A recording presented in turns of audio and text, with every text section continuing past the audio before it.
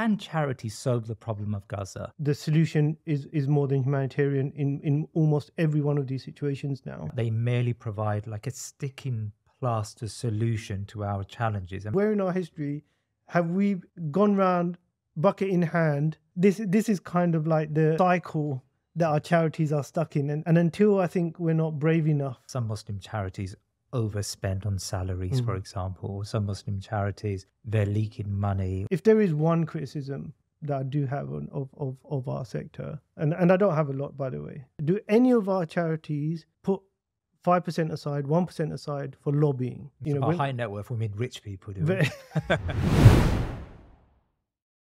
Every year, the list of beleaguered Muslim countries and people increases, and with it, the demand for charity. We are used to giving in sadaqa, and our kindness as a community is rarely matched. The Muslim community in the UK alone gives upwards of £1 billion in charity, much of which goes abroad. Now, the situation in Gaza has once again led to a determined effort by many to contribute to charitable causes. As Ramadan comes, inevitably our minds and hearts will turn to those in our umma that live this month without anything but the clothes on their back. Such is the parlous state of the Muslim ummah. But does charity really work? What is charity? Is building a water well, however satisfying, the way to reconstruct some of the Muslim world? Are there better ways by which we can use our money without compromising on our commitments to our people? To help us understand this subject, we have invited on to the Thinking Muslim a charity insider, probably someone the most qualified to help us untangle this topic. Kashif Shabir has over 15 years' experience in the social impact and charity sector. He was until recently the CEO of Muslim Aid, one of the oldest faith-based NGOs in the country. He has worked for and helped found several Muslim charities, including the National Zakat Foundation and Charity Right, and held leadership positions at some of the largest mainstream charities, including as head of knowledge and learning at Oxfam and the British Red Cross as part of their strategic change management team. Kashif sits on several advisory boards, including Bond, the largest network of organizations working in international development. He currently leads the social impact advisory at Qadr Financial, where he works with charities, family offices, and government agencies to improve their effectiveness and maximizing their social impact.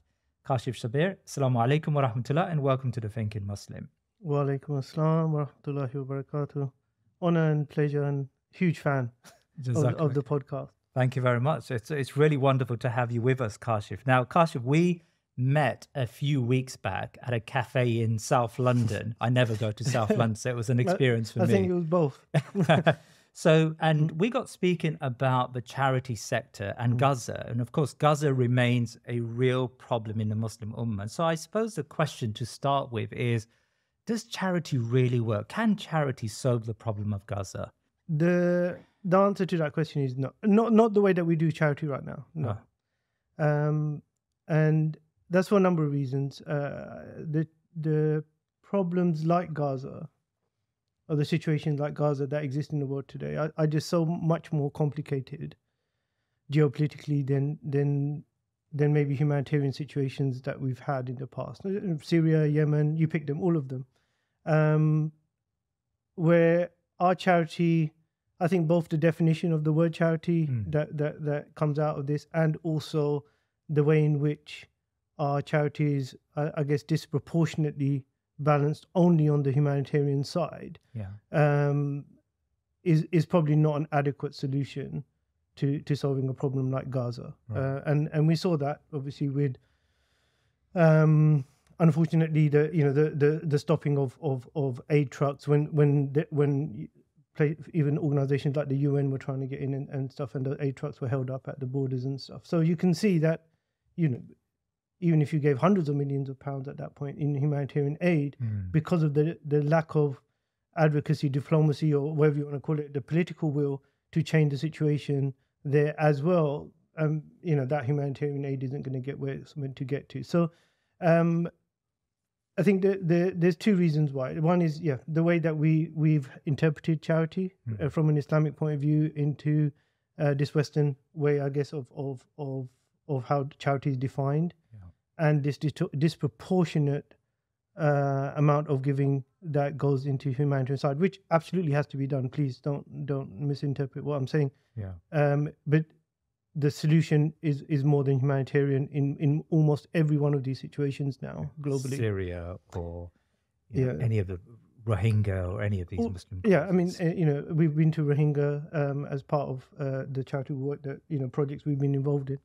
I mean, it's a very political situation. The fact that you've got the Rohingya in one part of Bangladesh. They don't want them to move around to other parts of Bangladesh because it's starting to affect the economy. People want to find work.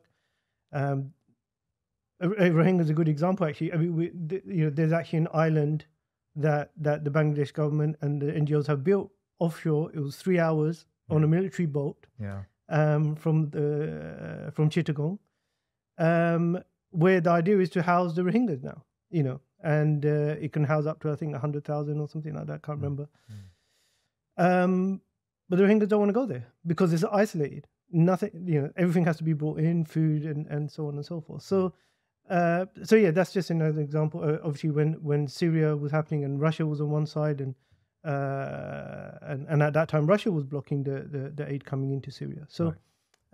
All of these issues now are just a lot more complicated than they were, and they require more than just humanitarian effort to solve them. I say, yeah. So can I ask you about Gaza?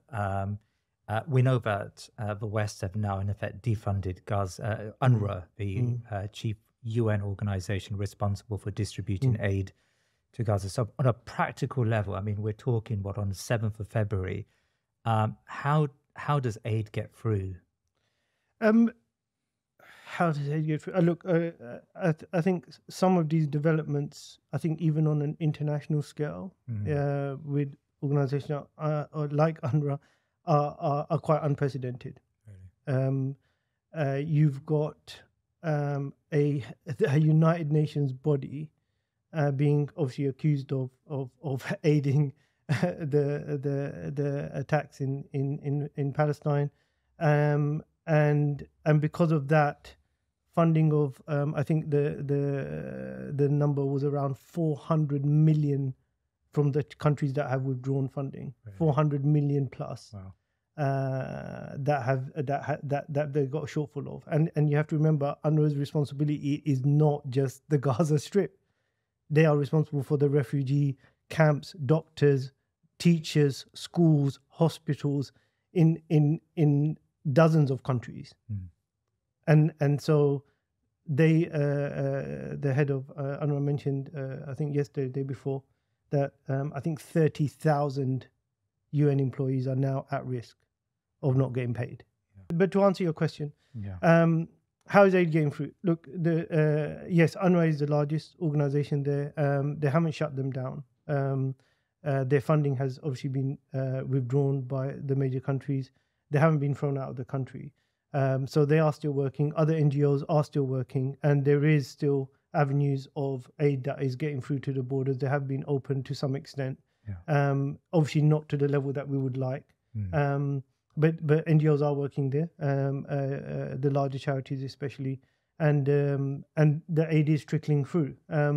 But obviously the intention seems to be at least that to try to restrict that trickle to as small as possible. You suggested the largest charities. Do you mean the Muslim charities are working? Like, do Muslim charities still distribute within Gaza? Yes, they do.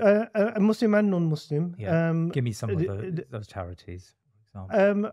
Well, without mentioning names, that most of the larger charities will have partners in that work in Palestine. So more. So I mean, there a lot of international charities have been banned from working in Gaza and Palestine for a very long time. So they don't work there under their own names. You know, so. Any of the larger charities that you want, anyone from Islamic Relief, Muslim Aid, anyone that you can mention, all of their own accord, they can't work under those names. So they normally work under partners that they have on the ground, and they have been. Muslim Aid has had an office there for I think 30 odd years or stuff. Islamic Relief probably the same, and most of these the long charities. So they have offices on the ground. They work through partners. So that's one thing why maybe the listeners don't know already that's always been a restriction. Really, if you have Islam or Muslim or something to do faith based in your name and in the way that you serve the people, then they've always had to work around those to get aid into Gaza. Number one, at the end of the day, Gaza is controlled. The in and outs of Gaza is controlled by the Israeli government. So all of those charities that work there have to have permission from the Israeli government on where they can distribute, etc., and who they get to.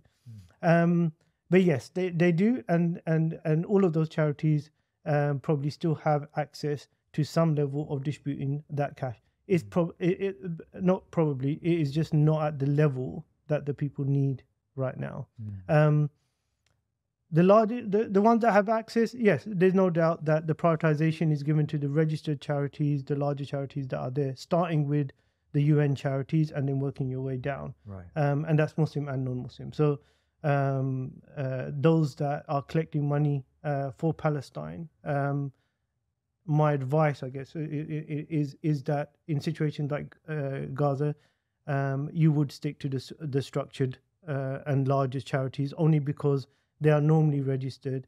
Even if they can't get the food in, if they can't get the humanitarian aid in today, they'll get it in tomorrow, and they'll be the first ones to be allowed in to get it in.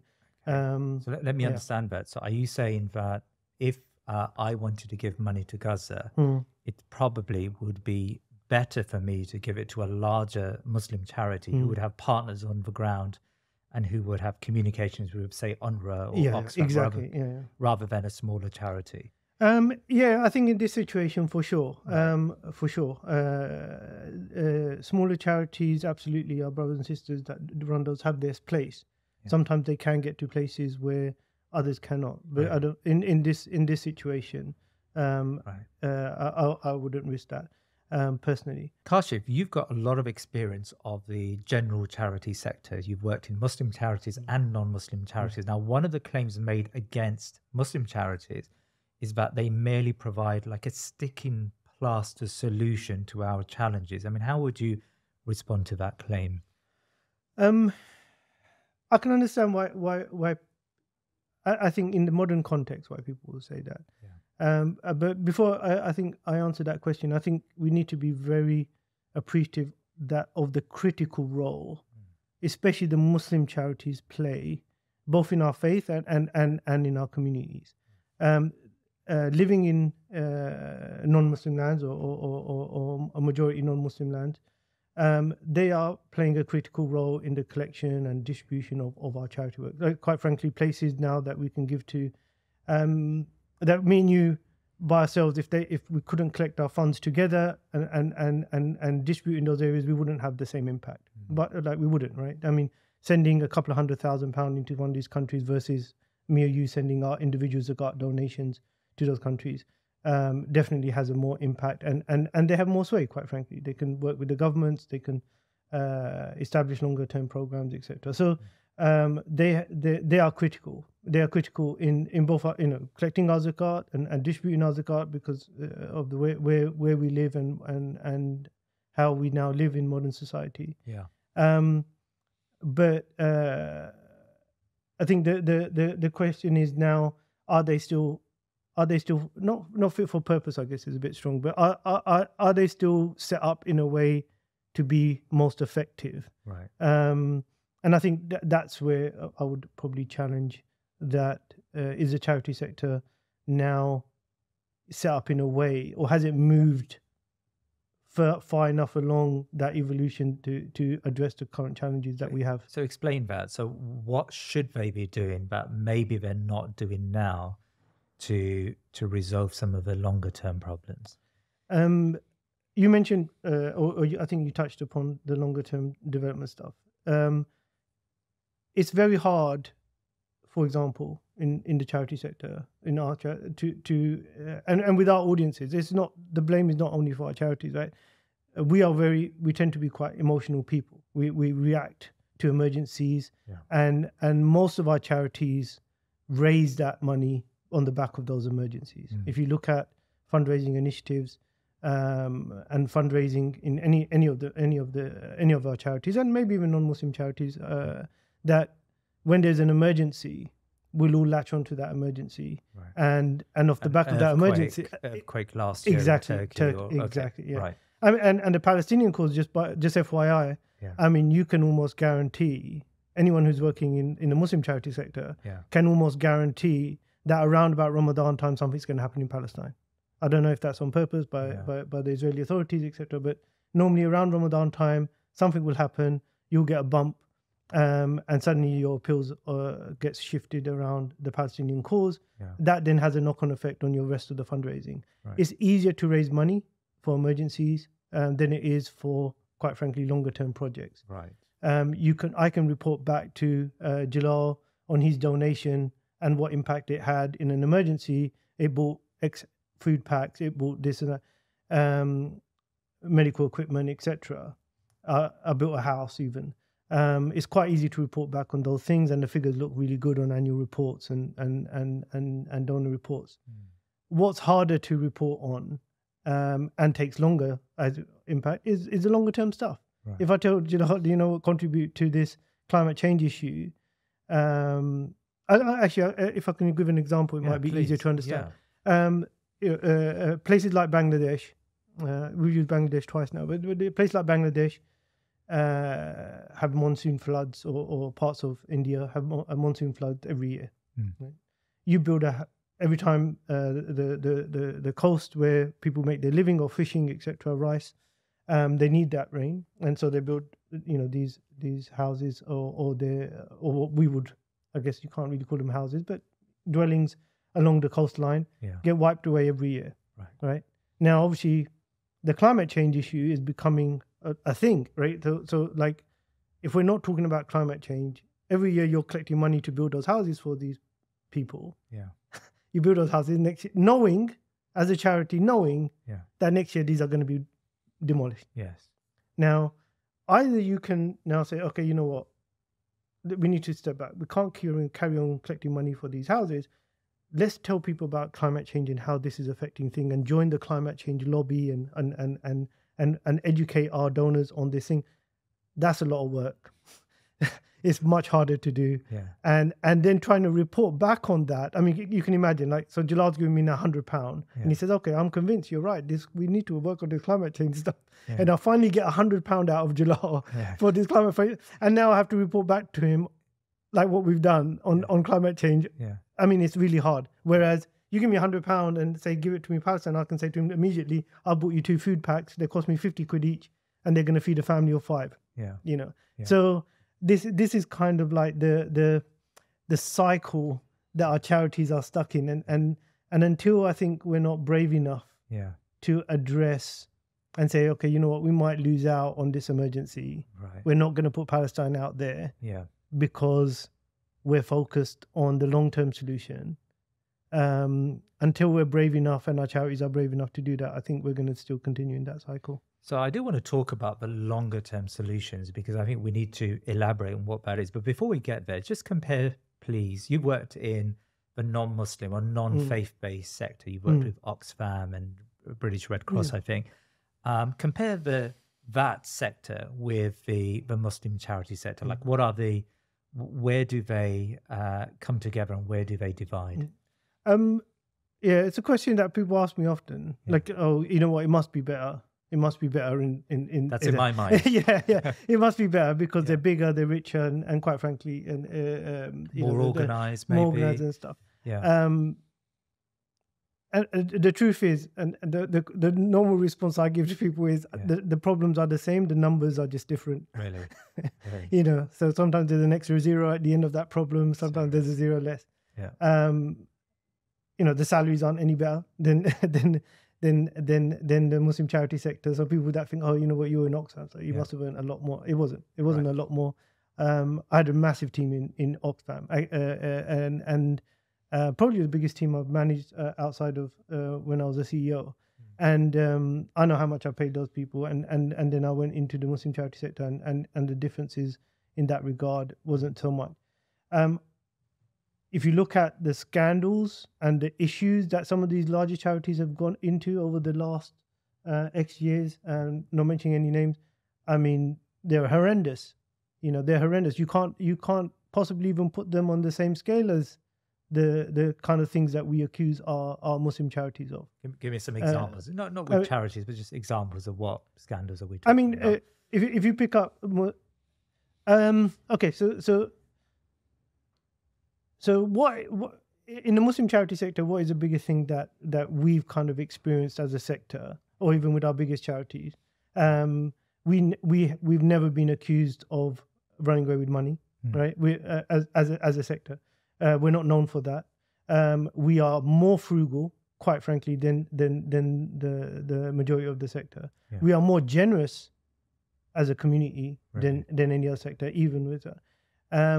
But for some reason, our problems get highlighted a lot more. Right. Whereas, quite frankly, I mean, it's public knowledge, so we can mention some of them. I mean, Oxfam got done in Haiti for some atrocious sexual misconduct, and the donations fell like tens of millions of pounds per month. From when that scandal broke out, the government contracts were cancelled. By the way, I was at Oxfam when it was like £800 million, right, or £600 million. Half of that money was coming from government contracts. It was huge. Imagine half of your income, like, you can't now bid for government tenders, because that's how government gives out charity money, right? So when government says we give out a whole bunch of money, they put out tenders, and then charities, obviously, like the International Development Fund goes through charities. Yeah. So you normally like apply for that. So for example, the government says we want to spend £10 million empowering women in Pakistan to start their own businesses. Yeah. They'll say who's the specialist in that, and then they'll put out the thing, and charities that think they can deliver that program, they will apply for that funding. That's how the government giving works. But my point is that a lot of that money came to Oxfam through that got cancelled, and so I mean, if not, and then they had a massive restructure, like pretty much the whole of the executive team left, the CEO left, the vice, all of these people left. We don't have anything like that in the Muslim charity sector, really. Nowhere close. I would say not like that. I would say nowhere close. But I think because charity, or the quote unquote charity, is so much more to the Muslim faith than it is, I think, to maybe others. We do hold our charities to a higher standard. I'm not saying that's a bad thing. All I'm saying is that I don't believe that non-Muslim charities or non-faith-based charities have managed to set any standard that I think the Muslim charities should say, oh, you know what, we should be more like that. And the Muslim community should definitely not think that these problems exist. And just on the final point, that I mean, if you want to go on the Charity Commission website, you can sign up to their newsletters on what charities are being investigated or inquiries have been opened on a regular basis. Yeah. It's public knowledge. They have to make it public. I know that from my experience. And you can look for yourself how many Muslim charities get picked up versus non-Muslim charities. It's not even comparable. So let's talk about that, because in the community there is an impression, at least, that some Muslim charities overspend on salaries, for example, or some Muslim charities, they're leaking money, or there are, I don't know, their service, what they claim they're doing in a place actually turns out not to be what they're doing. So there is a general hesitancy, maybe in some circles, at least in Muslim community, towards the Muslim charity sector. Are you suggesting that hesitancy is exaggerated and probably not warranted? I'm not going to say it's not warranted, but definitely exaggerated. Really? Like I said, I think mostly because I think we hold ourselves to a much higher standard, and I think the ultimately how we've confined ourselves to the definition of charity, and the Western ideals on what charity means. I think is problematic. We can't. There's a certain level of trust that you at some point have to discharge to the person who's distributing that money for you. If you've decided that you can't do this yourself, which most of us can't, for whatever reason. If you can, great. Yeah. But most of us have discharged that duty to a charity by giving that donation. if that charity has said that, look, here's, we're a registered charity and we have to comply by all of these protocols and procedures of the charity law. By the way, the UK, just as a side note, the UK's Charity Commission and charity law is by far one of the more stringent regulatory bodies in the world. In the world. Right. I mean, my first advice to someone who normally wants to start up a charity is don't do it. Right. It's a lot of work, right? Yeah. To meet those things. And do we need those smaller charities, by the way? Do we need them? No, I do we need them? Yeah. Of course. Look, I would question whether we need all of them. I mean, all charities started off small. You have to remember that as well. Yeah. I think the challenge we have is, yes, I think we do have a problem where it is probably the only sector, where an individual is unhappy about another charity working and then decides, I'm going to just start my own. Right. And you would never do that for any other business. I wouldn't go to a mechanic and because he couldn't fix my car, I'd say, you know what, that's it. I'm just going to become a mechanic and fix it myself. Right. Or, you go to a doctor and you have a bad experience and you're like, you know what, forget that. I'm going to do that myself. But for some reason in the charity sector, we tend to feel that we can do that. And I think the distinction I would make where it is a good idea, when it's not a good idea. If you are going to start a charity where you believe you are going to tackle a distinct problem in a distinct way, right, that no one else is doing. Give me an example. Like, I mean, some great examples. I mean, like, I was talking to a good friend of mine. He's a CEO of another charity at the moment. So I'm not going to mention it. But he's saying, look, I'm going to set up a separate charity and we're just going to focus on cataracts. Right? I can do it faster, quicker, cheaper than any of these guys can do it. But we're going to just focus on this cataracts. Right. You understand? I'm going to build this network up. We've got this specialization. I'm going to build on this specialization because of competencies that I've built up, experience I've built up in this area.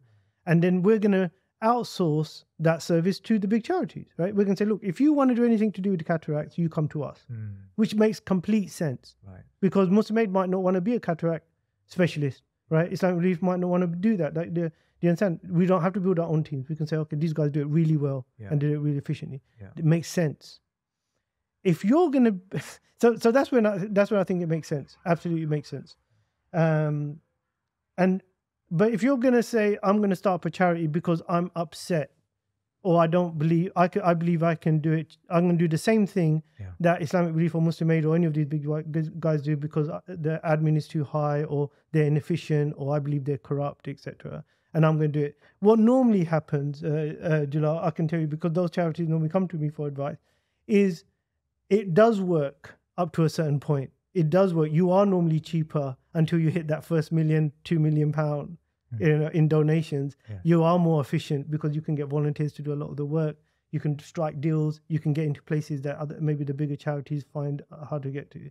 But once you start hitting that £1 million, £2 million mark, and you have to now meet protocols, now you have to put processes in place, now you have to hire a proper finance person to do your books, you need to get an auditor to audit your account, and now you see the costs escalating, then those people normally end up realizing that, oh, actually, I realize now why those guys were charging more, because now I have to pay for all of this stuff, which I didn't have to do when I was raising a couple of £100, a couple of £1,000. And that's when the inefficiencies creep in.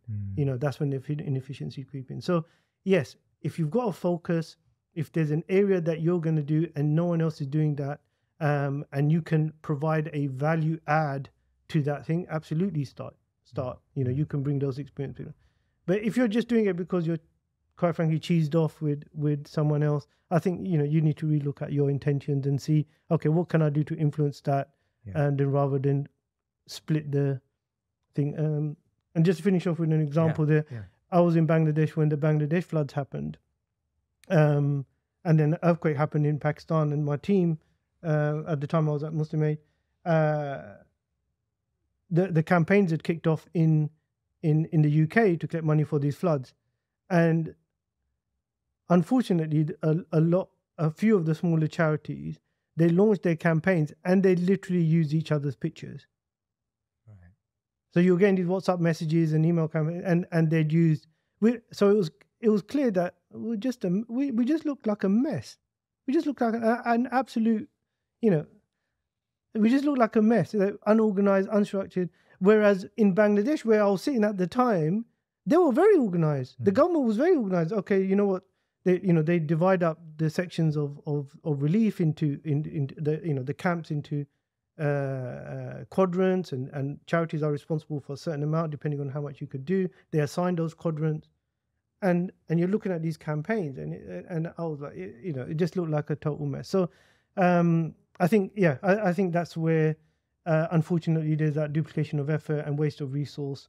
Could we have come together, especially on the big emergencies? And this is an idea, by the way, I'll say it on your podcast, that could we put together something like DEC?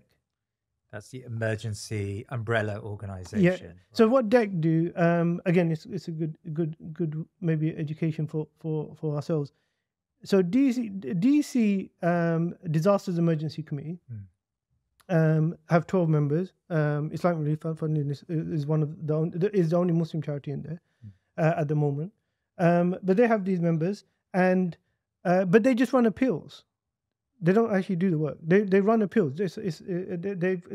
When there's an appeal to be run, like Ukraine, for example, like Afghanistan when it happened, so they'll get permission to run these adverts on TV from the broadcasters. So they have these deals with the broadcasters they can run, and then normally there's some government match, and then they give that money to the charities that are members of DEC. Right. And then you have to meet certain criteria and pay a certain amount of money to be a member of DEC, but you'll get that back from there. The thought process that had gone through my mind when I was in Bangladesh at that time is all of the smaller charities, and even the bigger ones, quite frankly, when there's a disaster like that in a Muslim majority country, why couldn't we have a DEC kind of appeal where all of those people put in a certain amount of cash and we can run mainstream campaigns on mainstream media, and then when you get the money in, those that are specialized in delivering that work could divvy up the money and do it that way. And why don't we do that? Why don't we do that? Why don't we do that? Are we just too divided to do that? Is that the criticism?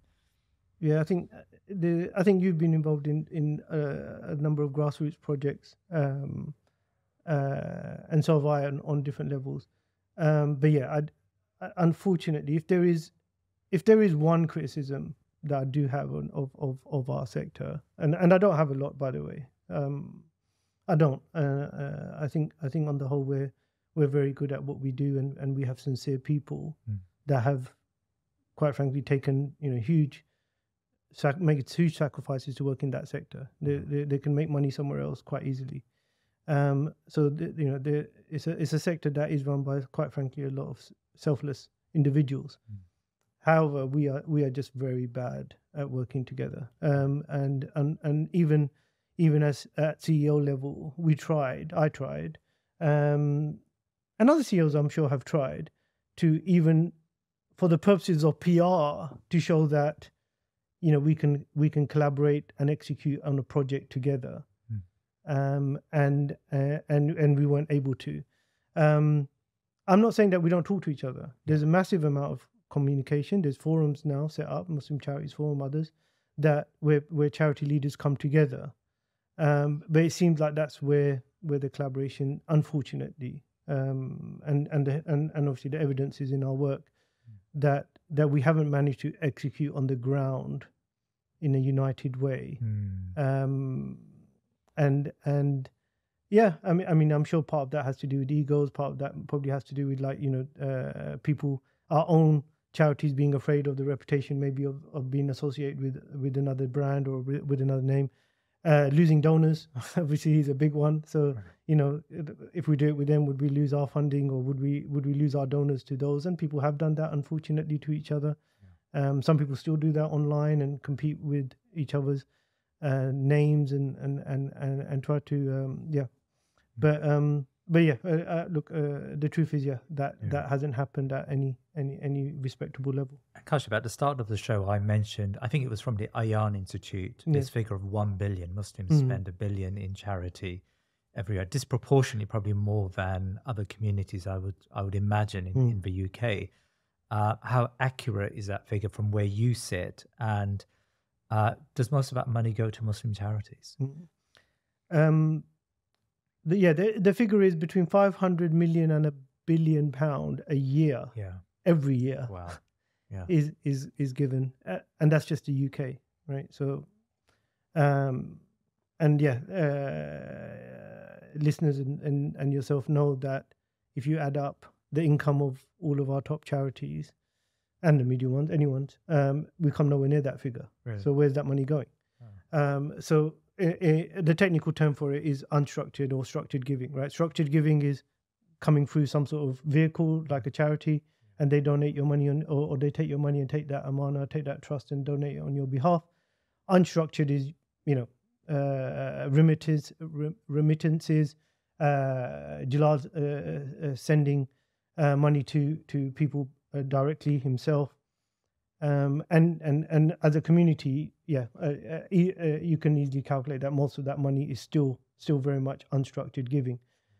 Which is good and bad. The bad part is obviously then just like anything else, when your giving is unstructured and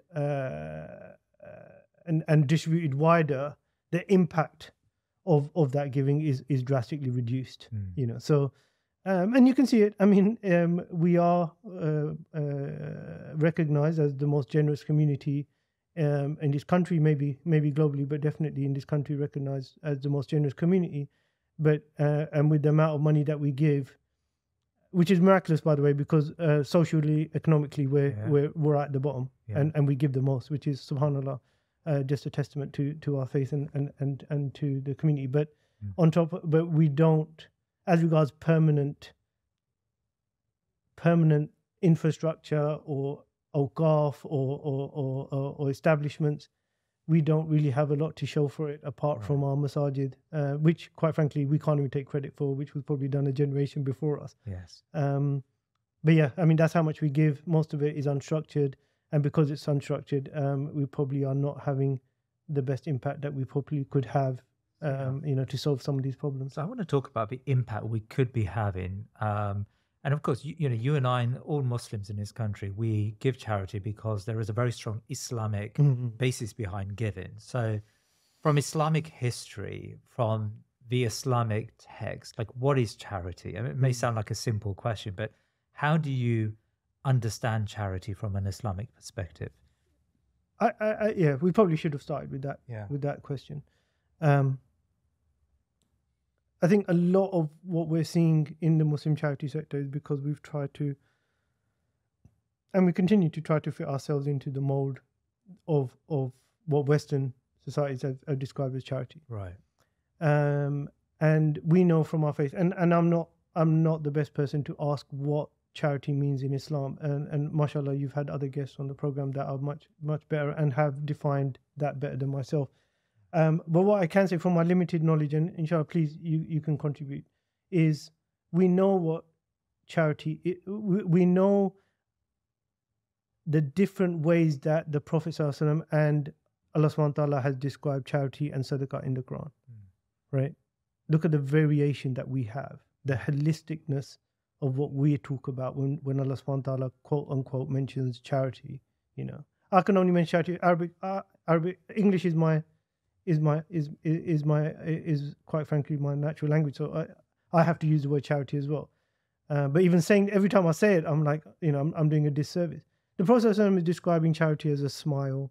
The Prophet ﷺ is collecting charity to go to war. The Prophet ﷺ is collecting charity for the orphan. The Prophet ﷺ is collecting charity for or giving charity in the ways of goods and services. The Prophet ﷺ and Allah subhanahu wa ta'ala are using sadaqa and zakat and prayer and charity simultaneously in verses of the Quran.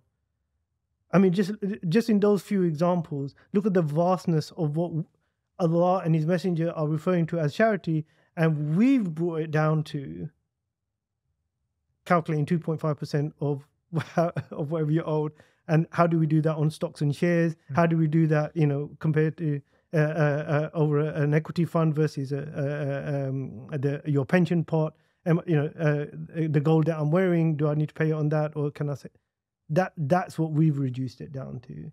And so then you're looking at that £1 billion figure, and I'm saying to you, well, what are we actually collecting and what we actually distributing, and what the Prophet ﷺ is saying is about charity. That what it just the whole ecosystem, unfortunately, has been designed around a donation point of view, whereas historically the Islamic world has never worked. Never, from my understanding and my reading of Islamic history, we've never done charity like this. So how did it work? I mean, you can see. Look, there were, of course, the Prophet ﷺ asked for money, and the companions after him, but look at the way that our establishments have built up. The largest institutions in the world that exist today, education-wise, hospital-wise, and stuff like that, especially places like Turkey, Pakistan, India, you can see universities were Awqaf, were gifts that were given either by the Sultan or by rich people, or people that were well-to-do, and they would take care of those things. Now, people will say, "Oh no, but that was because there was an Islamic state." That's not true. That's not true. If you look at some of those people that established these things, they were outside of the Islamic state. They were personal endowments. So hospitals and schools were not state endeavors. They were no, absolutely. Right. I mean, look at who donated. I was lucky enough to be invited to Istanbul last week, and people love talking about the history of Istanbul. The majority of those masajid were not built by the state. Yeah. The big ones were, absolutely, right? We know about the Blue Mosque and almost bankrupting the state. But the truth is that the majority of them were built by the viziers or someone who worked in the court or, some other person of the... They might have had to get permission to build that mosque. Oh, sorry, madrasas. Madrasas. And by the way, the madrasas in Istanbul, I'm sure you know more than I. These were not where me and you went just to learn our Quran and chipped. These were places where if you wanted to get the top jobs in the judiciary and so, you had to go through these madrasas. There were places of you had to go through those to get to the elite of society. Most of those madrasas were privately funded institutions. Right. Where did poor people go? Where in our history have anyone from the government or from individuals, charities, gone round bucket in hand saying, Jalal, there's, you need to give us money to help that poor person over there. It just never happened. It never happened. Unfortunately, we have ways to give. I mean, people mention Awqaf a lot. Alhamdulillah, mashallah, there has been now a revival of that through some of the organizations. Explain Awqaf to our listeners, yeah. Awqaf is the plural of waqf. Waqf is the closest thing in English terminology is a permanent endowment. Right. So this is Jalal saying that, look, this cup I am going to give in the service of this ummah permanently. It no longer now remains the property of Jalal. It is now permanently the property of service. Anything that is generated from this is used to give back to the ummah or the thing itself. So it could be a building, for example, and that building is an awqaf, or it could be something, the rent from that building, and that is a permanent awqaf. So that's what, in modern terminology, that's now a cash kind of waqf. So the cash is something that is the waqf, maybe not the asset itself. But in the olden days, it was mostly an asset. You gave something over, that laptop that you're using, you'll say, look, this can't be used for anything else except for a thing. And in perpetuity, yeah. The word is, that would be used for the cause that it was endowed upon. So if it was a hospital or service to the community and stuff, so that's a permanent endowment on what we call waqf. And in the Muslim world, you see these largely in the form of universities, schools, hospitals, and wells. I mean, in charity world, I think you might touch upon that, but water wells, is considered to be stuff like that. Yeah. So let's talk about that. You've just described very, very evocatively charity being a broader, more comprehensive ideal in Islam than just bucket in hand and giving money to an emergency, right? So just lay out for me the possibilities. Like, imagine a world where Kashif was designing a charity, in inverted commas, that looked in this comprehensive way, and for consumer, people like me who are who were less obsessed about just putting money into emergency and thinking about the long term, what type of charity structure would you think about establishing? These are really good conversations, and especially like my work now with high net worth and people that want to set up their own foundations. By high net worth, we mean rich people, do we? Very rich people. Right. Like you actually have high net worth, and now you have V, H, and W. So you have very high net worth, right? And I think there's an ultra as well. Oh yeah. So and charities, you find them differently, right? Or they say so high net worth could be like, depending on who you work with, like it could be between 5 and 10K. Yeah. But then very high net worth can be $1 million, and then ultra high net worth is when you're talking about tens, maybe of millions. Wow. But anyway, that's just terminology. But yeah, high net worth, rich people. Yeah. And you can see the trend, especially in the non-Muslim side as well, the Zuckerbergs and the Gates Foundation and all that, like where these people have gone into this private philanthropy, i.e. we're going to just set up our own foundations and so. So my point of bringing that up is that those conversations are now very much happening in those circles. Yes. Because giving away like £1 million or giving away tens of millions of pounds is not like me and you giving away a couple of £1,000, giving a couple of £100. You could actually have some real impact. And strategic thinking around that is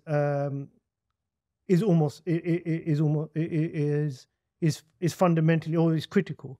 And I'm trying to, I guess, position myself in that space now, because those individuals are more likely to listen about strategy and having a strategic impact than the individual donor. Because they've made their money through some sort of process. Exactly. So right? they'll understand marketing, they'll understand IT, they'll understand. But why? Because they've spent they know what it takes to make that kind of money and do it properly. Yeah. So, but to answer your question is yes.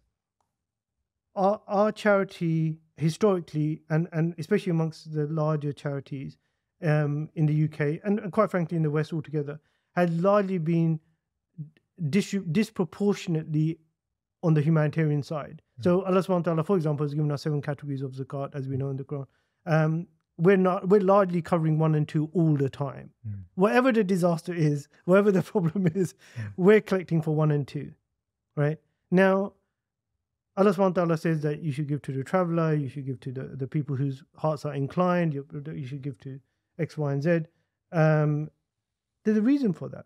Yeah. We know that every verse in the Quran has there's a purpose for that verse. It's a book of guidance. It's a book of instruction. So if it was meant to be just the 2 categories that we're supposed to give to, then he would have mentioned 2 categories. But he didn't. He mentions on top of that, he's mentioned 1 million other ways to give sadaqah. Has he not? Right? So you can, but we are so fixated on those first 2 categories, and knowing that Allah subhanahu wa ta'ala, out of his infinite wisdom, has given us those other 5 because he knows that's what it takes to run this, quite frankly, how to run this world and to solve its problems. If everyone done that, then those things that we're doing now, maybe that's a lot of those things we won't see. But we've ignored what he has said about those other things, and concentrated mostly, I'm saying that. So my if I was going to design it, and normally when you're sitting down, especially with, like I said, these quote unquote rich people, you can explain to them that, look, you've got £1 million here that we need to give away. Yeah. Right? You want to solve, let's just take the Gaza thing, right? What does it actually take to solve this Gaza problem? We need some money going to humanitarian, absolutely. Let's say 20% of your thing goes to that. Or actually, even better, let's say only your zakat goes to the humanitarian side, because we don't want to get into the controversies of what those other 5 categories mean in this day and age. Fine, you don't want to do that.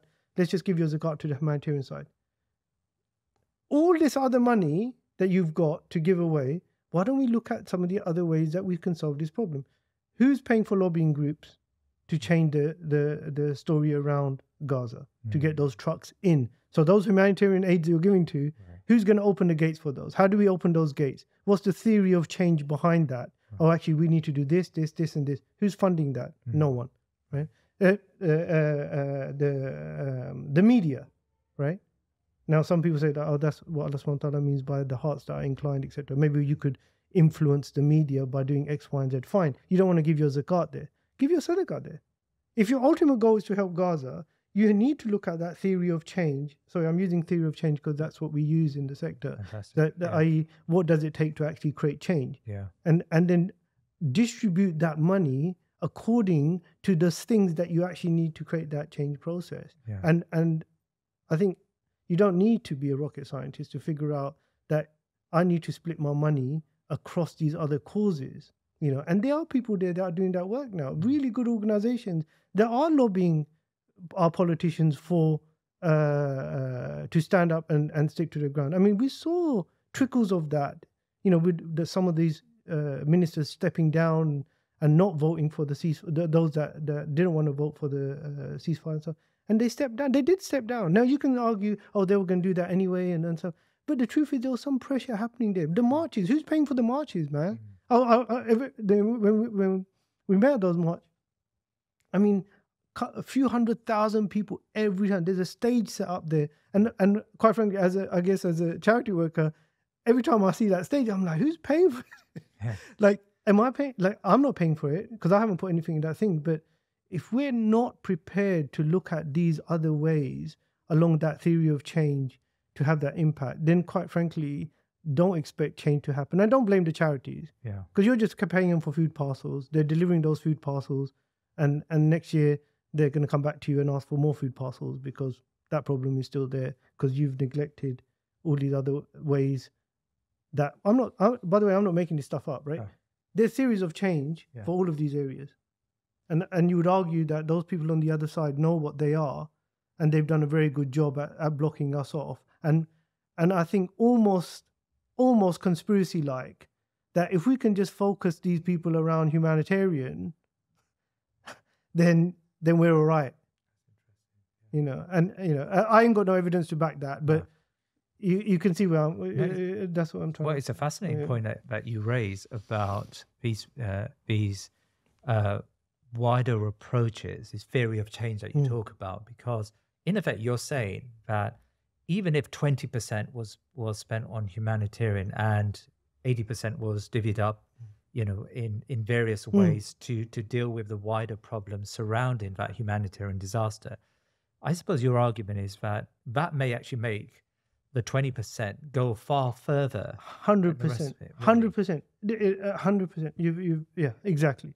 Yeah. That if how are you going to enable? So I'm not saying Islamic relief should change what they're doing or Muslim Nation. There are humanitarian organizations continue to do humanitarian work. Yeah. But now their trucks are stopped at the border.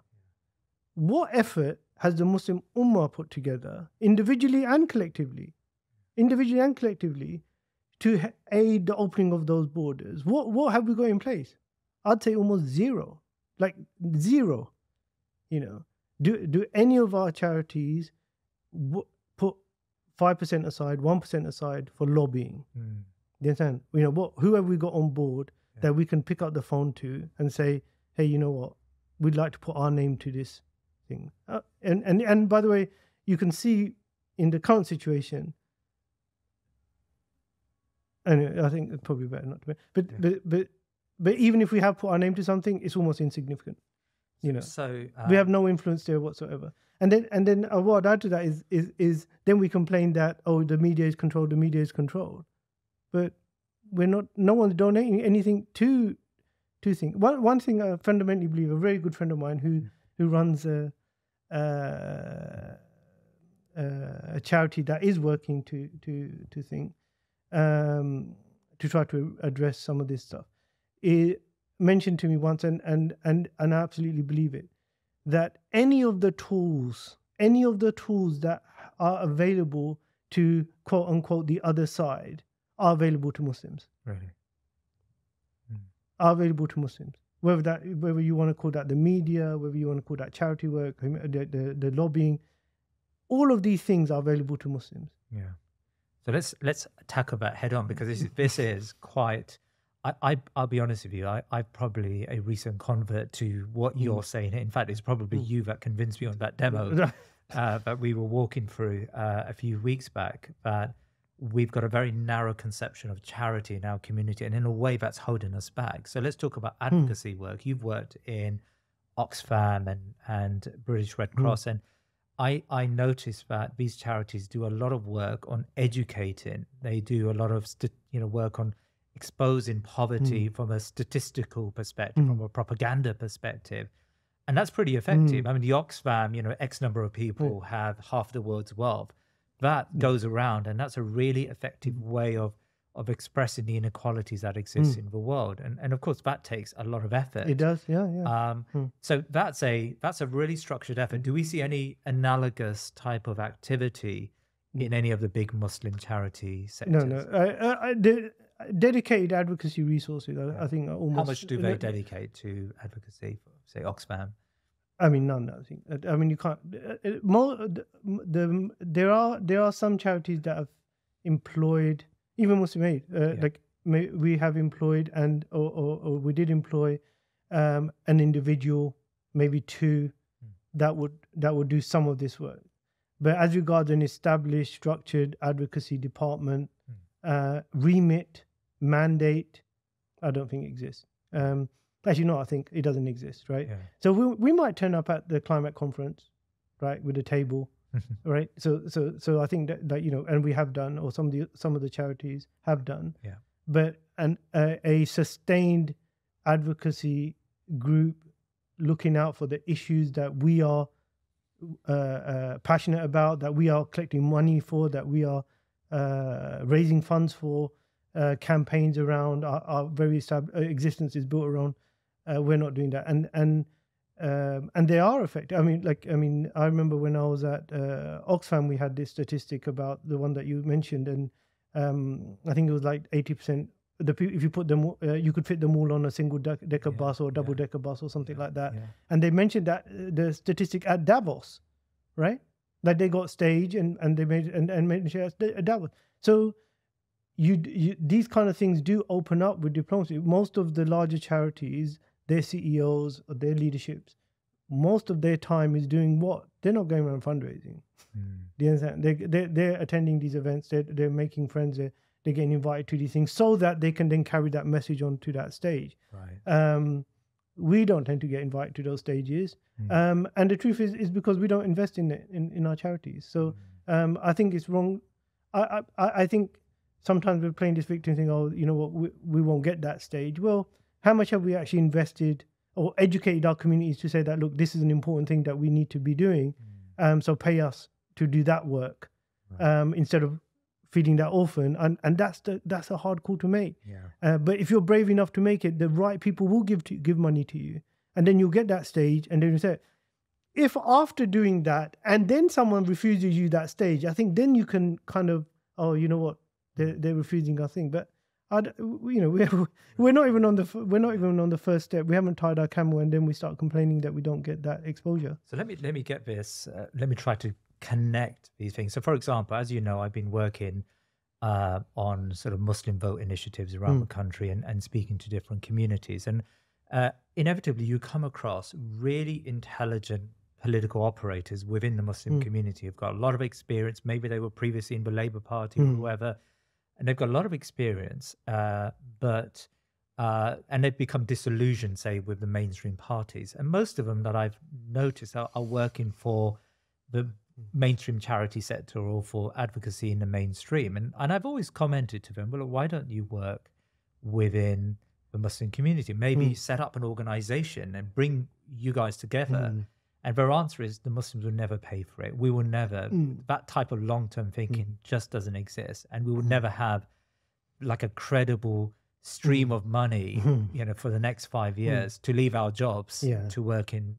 Your point is we've got to think about charity in inverted commas in a far broader way, and we've got to convince the Muslim community here to act differently. Absolutely, and it does require education. It's hard, and you're absolutely right. People don't want to pay for that stuff, or at least the community. There are elements of change. I mean, even the initiative that you speak about, and others, MEND and others that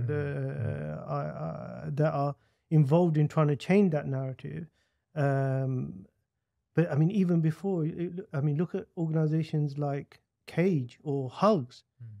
I mean, have continuously been attacked, have continuously been shut down, and are I mean, you would argue that again, those are critical parts of Allah subhanahu wa ta'ala's narrative on where we should be giving our money.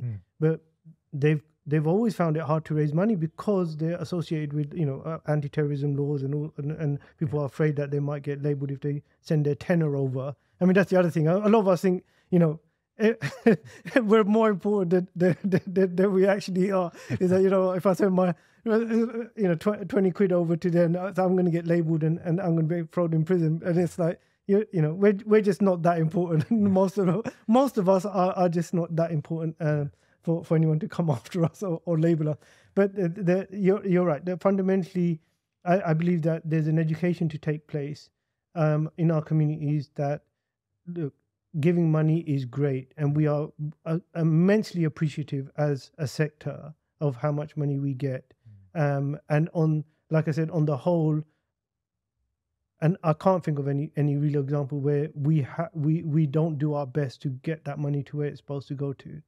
But if you are expecting our condition or the condition of the Muslim Ummah, quite frankly, to change by you giving the way that we are giving and have been giving in the past, then that needs to be corrected. It can't be. And the example you gave is a good one. Why isn't the Muslim Vote Initiative, as an example, where we know categorically that your local MP has said that, a ceasefire is not a good idea in Gaza right now. We believe the killing should continue, right? Literally, right? That it's not bad enough yet. So we don't think, and it's going to be worse if we stop the killing. They categorically have said this. Yeah.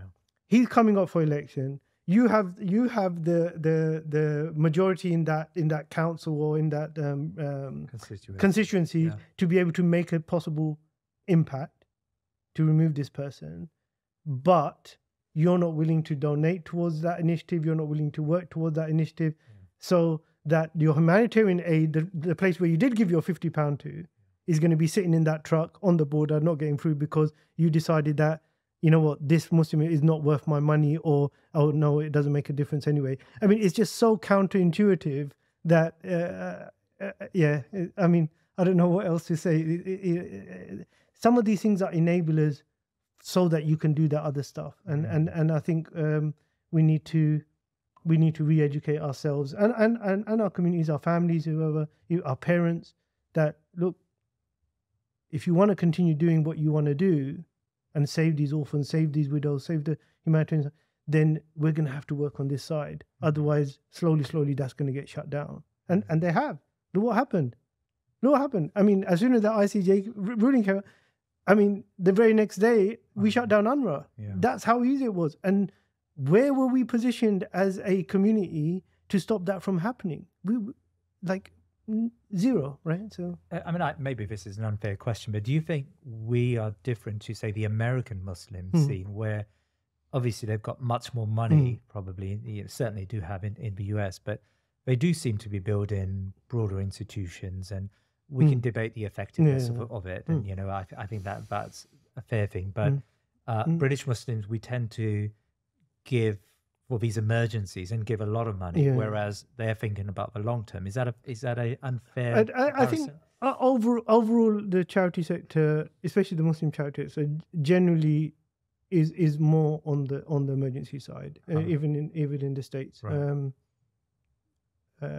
So I think I think there is definitely.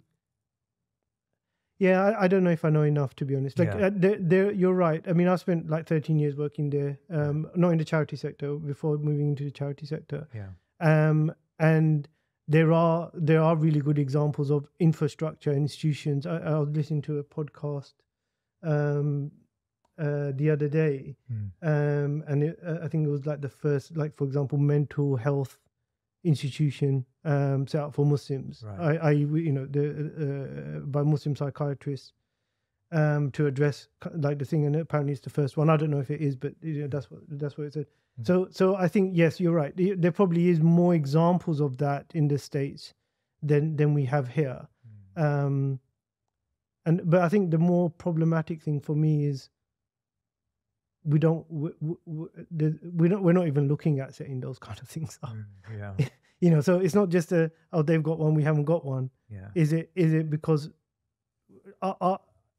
do we have a mentality as a community to even think about those things, or are we still stuck in, should we make our mosques bigger and our schools bigger and these kind of things? Now, before I met you, I don't know why I'm describing this as a pivotal moment in my life, but before I met you, I used to have, and I think a lot of Muslims have this, that I'm going to give to charities that have 100%, donation policy. You're laughing. I suppose my question is, am I being pure when I say that? And I'm being sincere to the fiqh of giving in charity, or is it just an irrational way to view charity? Pivotal moment. I mean, you put me. I thought it was pivotal when I met you in that cafe in South London. It's like it's a big moment. Big moment. Look, it's asked all the time. I think we're all intelligent enough to know that if I'm giving £100 to anything, to any charity, it costs money to get that £100 to where it needs to get to. I don't think anyone believes, quite frankly, that that can be done for free, right? The problem we have is, or the problem with that question, or the answer to that question is, whether you're covering that cost from your own pocket or some other means, that we should be transparent enough to the donor to let them know that it's not because this is free, i.e. this is not costing us anything to get here, and we're more efficient than any other charity on this planet, because you're not. What you're saying is you're covering that cost somewhere else, and you should let people know where you're covering that cost from. Because when another charity comes along, that might be better or worse, it doesn't matter, and says, you know what, we're going to take 10% out of this or 20% out of this to deliver your 80 pence to this place, suddenly people are comparing, oh, you know what, but the other guys are doing this 100%, thinking that they're more efficient. Are they? No, 100, like that's not, I mean, no, I mean, well, I'm saying that that's not a accurate conclusion, because they've said 100% that they're more efficient. They're two very different things. Yeah. It could be costing them 80p to deliver that pound for you. They're just covering that 80p themselves. Whereas the other charity is saying that, look, we're telling you that this is costing us 20 pence to deliver your 80p, and this is what we're getting out of your 80p. And do you get my point? So efficiency now, who's more efficient? The guys that are telling you that it's 20p. That's efficiency, right? Number one. Number two, why are you comparing? It's not the 100% you should be focused around. What are you getting for your pound? So, when you do Qurbanis, right, every year, what are you looking at? I want to do a Qurbani. So I've chosen Palestine, right? Or let's say that you've chosen Palestine. You've chosen to give your Qurbani in Palestine. By the way, advice is, you can do more than one Qurbani. Do you understand? Do the right thing. Qurbani at home, do one Qurbani abroad. That's what you should be doing. Like, if you're talking about charity at home, that's where it should start. If there's poor people in your country, which there always is, you can do a Qurbani in the UK, and you can do one abroad. So, it's not like, again, this either or thing. But anyway, that's a different question. But you're looking at doing a Qurbani in Pakistan or Kashmir or wherever, and someone puts out that they can do it for 29 quid, and someone else has a 35 quid and 70 quid. And you're like, oh, well, those are guys doing it 70 quid. I'm just going to do it for the one that's doing it for 29. Yes. You are being unfair, right? If that decision is purely being made on what is the lowest amount I can spend to feed or to fulfill this obligation, I think we need to seriously consider what our intention is of giving this charity money away. It was never a criteria that was used to give charity. Is what is the cheapest way I can fulfill this obligation, And I think this is, unfortunately, some of it is obviously to do with the marketing of our charities, fair enough. But some of it has to do with our own individual nafs and how we've interpreted, again, helping our brothers and sisters, or the way in which we've interpreted Islam to be this so narrow focus. Is, okay, what is that? Why are the guys that are charging 70? Why are they charging 70? If the other charity is saying 29 and these guys are 70, that's like more than twice as much. What are they doing? Well, actually, you know what? They're not just slaughtering an animal, and they're not just like, putting the meat. they're actually saying that, look, you know what? We are going to take care of the entire welfare of this family for a month, right? So that they don't have to come back to us next year. I don't know. Whatever the reason is. Yeah. But I think we're intelligent to know that it costs something to deliver that cash. Do you understand? And at the very least, I think, and you know, you can come back to me and you say, gosh, if you know what, am I supposed to ask all these questions before I give away this thing? Yeah. No, you don't have to ask all these questions. But I think just like you would go and, you know, we just bought coffee before this podcast, and you want to get what you want for your money, and that was only a couple of quid. Whereas you're prepared to give away 50, 60 quid or 100 quid or £1,000 or a couple of £1,000 and not ask anything about what the impact of that money is. I think, you know, we're just, and then evaluate it accordingly. I'm willing to pay 50p more for a certain cup of coffee because I believe the taste is better. It comes from a certain source, might be ethical, organic. For 50p, I'm willing to go through those things in my head. But when we're giving a donation, we're like, no, you know what? Why should I ask all these questions? You know, at the very least, I would say, how are you fulfilling this? How are you fulfilling this? If I'm giving you £100, how are you delivering my money? You know, who's fulfilling this? Is Jalal paying for my £100 to be delivered? Because I think Jalal should know. Do you understand? Whether he's paying to 20%. So yeah, I don't think it's a direct indication of how efficient a charity is. I think it would be fairer on the donor to know how they are fulfilling that cost, number one, and number two, rather than comparing it on cost on the donor side, they should ask the question, okay, you know what do I get out of that 70 quid versus 29? So, you know, what you're effectively saying, Kashif, is like any form of ibadat, we need to think more deeply about it. Amazing. We need to think about the outcomes that come out of it, not just the actions that we undertake, like salah, like fasting. Perfect. We think about the outcomes. One final question, Ben, for you, Kashif. I mean, I can imagine that we've got a lot of high net worth individuals who watch this show, inshallah ta'ala. And, inshallah. You know, if they wanted to, they've understood this, they get it. You know, maybe historically they've been putting money just into a charity. Just is the wrong word, actually. They've been putting money into humanitarian work. Now they want to change and think more deeply about the outcomes. Like, just give me some of the advice that you would give to them. Like, you meet these guys, right? What would you say to them? What I've started saying to them is I would look at their portfolio of giving just like they would look at their investment portfolios. Right. When you're building up an investment portfolio, I mean, you've had some of the, mashallah, our brothers that deal in this stuff on the show. I don't know if they have been on the show, but but you know, you build up an investment portfolio, low risk, high risk, and then you say, okay, you know, I'm going to put 20% in these shares, in these companies, I'm going to invest in property, and you put all this thought process into building up this portfolio of giving. Portfolio of investing.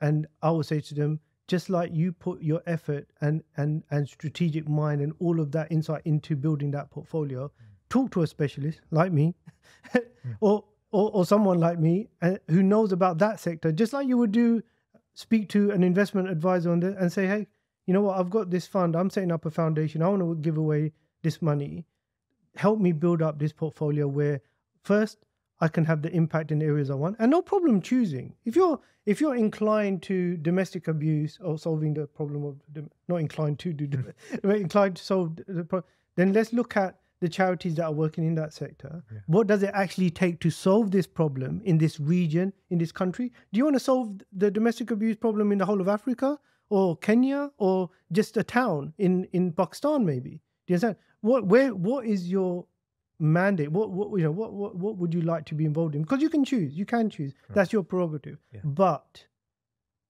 when it comes to how you want to solve that, sit down with an expert and let them plan out that portfolio just like you would do with everything else, and say that, okay, you know what, to solve that problem, we need to make this alliance with this government ministry, right? Because they're the ones that make the law. They're the ones that punish the people when they get done for this stuff, and too many of them get off. You understand? So we need some lobbying group there. And you know what? There's a hostel we can build over here for those people that are trying to run away. We do so that we need to isolate them from their abusers and their families. We need a place to stay. We can put some money there. And you know what? Some of these people have children. They still need to be educated. So let's put some aside for building a school or funding sponsorships or scholarships to put their women into their children into these things. Let's sit down and build those portfolios out so that giving first of all has the impact that you want it to have. And I won't finish off with an example, but once I was helping this high net worth individual set up his foundation, and they'd been giving millions, tens of thousands of scholarships in India, right? Mostly Muslims, but giving in India, and there was through university. So 3-4 years through university, some of them were doctors, dentists, engineers, etc. Yeah. Now, I went there and I went there to evaluate the program and stuff. And what we were finding, when you ran the numbers, no one had ran the numbers. I ran the numbers. Yeah. What happened to those people after they were leaving university? Most of them were not getting the jobs. And now there was Modi's government was there. Like there was, the Muslims getting into government jobs, especially, was a bit tough, etc. But what you would see is that most of them, you'd invested like 20-30 grand getting them through the university programs, and at the end it could have cost you only 500 quid to get them a surgery or a dentist chair, and they could have had their own dentistry. But because your program stopped so that whole 30 grand has gone down the drain because no one looked into what they call the last mile. What would it have cost to get that thing over the line and get this person a job?